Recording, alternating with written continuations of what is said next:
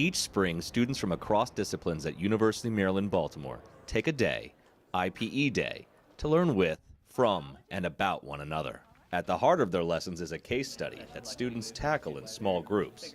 Each classroom is led by UMB's experts in interprofessional education, who include President Jay Perman, a physician who makes IPE a priority. Just as in his president's clinic, lawyers and social workers are on the team with healthcare providers.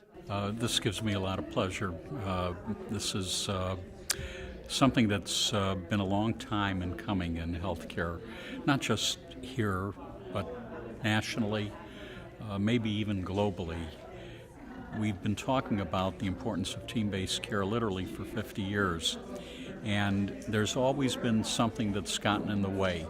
For example, everybody's got a different schedule, and we've been able to overcome that. We have hundreds of students from the different disciplines who found a way, despite their individual curricula, their individual schedules, to come together and learn from each other. I had my internship at the VA, so I'm used to seeing PTs and even pharmacists and, of course, PCPs, but there's no lawyers coming to primary care visits.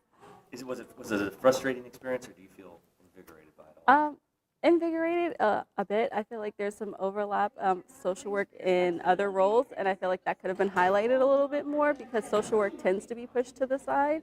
But otherwise, I feel like it was great, especially looking at the list that they provided us of everyone's roles. Working as a team and understanding what their role is. I never would have expected to see a lawyer at the table today. Learn about medicine, learn about nursing, and learn about dietitians, and learn how they work together to be able to solve problems and provide excellent patient care as working as a team. And hopefully I can see how lawyers can also be involved to make sure the healthcare setting goes as it should. Students get right to their task, as outlined by Dr. Elsie Stines, a nurse practitioner who is Dr. Perman's partner in the clinic.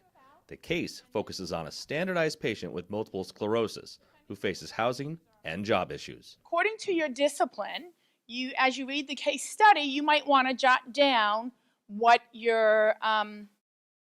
what might be a concern to you for that patient. And so then, after you read over the case study, then together as a team, you decide what you might want to address with that patient. So the patient will be joining us 20 minutes to review the case, discuss it as a team, and one lucky table will be able to go up and interview the patient. I can say sometimes it's like a stabbing pain, like an aching pain. I do try to hold a toothbrush and try to brush, but I know I'm not doing a good job. I just kind of wanted to ask you a few questions as far as my discipline is concerned. So being a student pharmacist, the medications. The patient doesn't have all the answers, and neither do the students. But they hear that's okay. For one thing, they're encouraged to seek information from colleagues. For another, they have until the patient's next appointment in this scenario.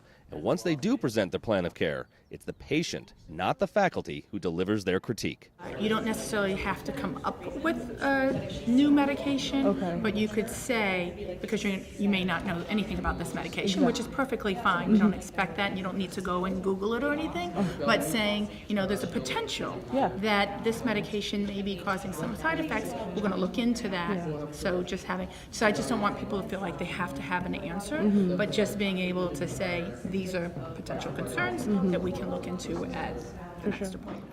So I don't know if there's, another medication she could take then. Because this medication is crucial. She needs this for her diagnosis. Maybe she hasn't filed a claim yet or done the appropriate steps.